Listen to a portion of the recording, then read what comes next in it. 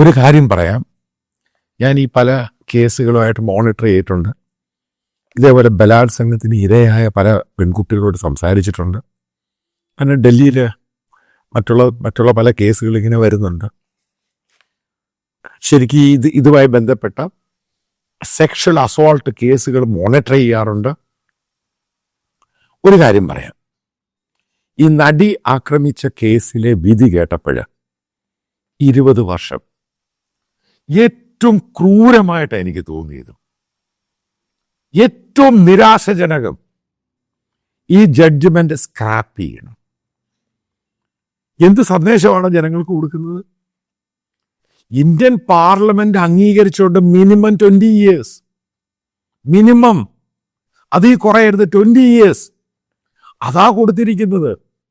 ഇന്ത്യയുടെ ചരിത്രത്തിൽ ആദ്യമായിട്ടൊരു കൊട്ടേഷൻ, ബലാത്സംഗം നടത്തിയ ക്രൂരന്മാരായിട്ടുള്ള പ്രതികൾക്ക് കൊടുത്തിരിക്കുന്ന ജഡ്ജ്മെന്റ് തോട്ടിൽ കളയണം. ഇത് ഞാൻ വളരെ കൃത്യമായിട്ടാണ് പറയുന്നത്. ഒരിക്കലും അക്സെപ്റ്റ് ചെയ്യാൻ പാടില്ല. അത് കഴിഞ്ഞിട്ട് ഈ പ്രതികൾക്ക് പല ആൾക്കാർക്ക് ജാമ്യം കിട്ടി.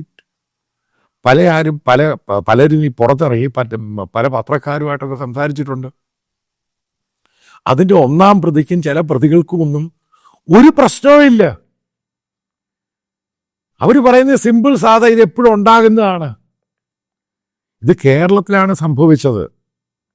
സാക്ഷാൽ പിണറായി വിജയൻ താങ്കൾ ആലോചിച്ചിരിക്കുക, ഇത് തോട്ടിൽ കളയേണ്ട, സ്ക്രാപ്പ് ചെയ്യേണ്ട വിധിയാണ്.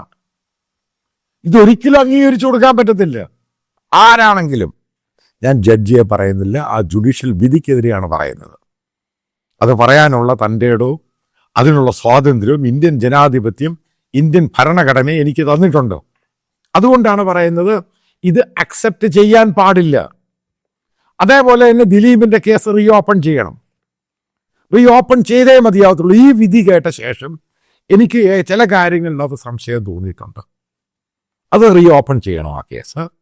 അത് ഹൈക്കോടതിയിൽ ഏറ്റവും നല്ല രീതിയിൽ ഇത് വാദിക്കണം. സംഭവം ഇത്രയും ക്രൂരകൃത്യം ചെയ്തിട്ട് ഇതിന്റെ പിറകിലുള്ള ആരെ അറിയത്തില്ല. അവരെ എല്ലാം സംശയത്തിന്റെ നിഴലും അതും ഇതുമില്ല, അവരെ അങ്ങ് വെറുതെ വിട്ടു.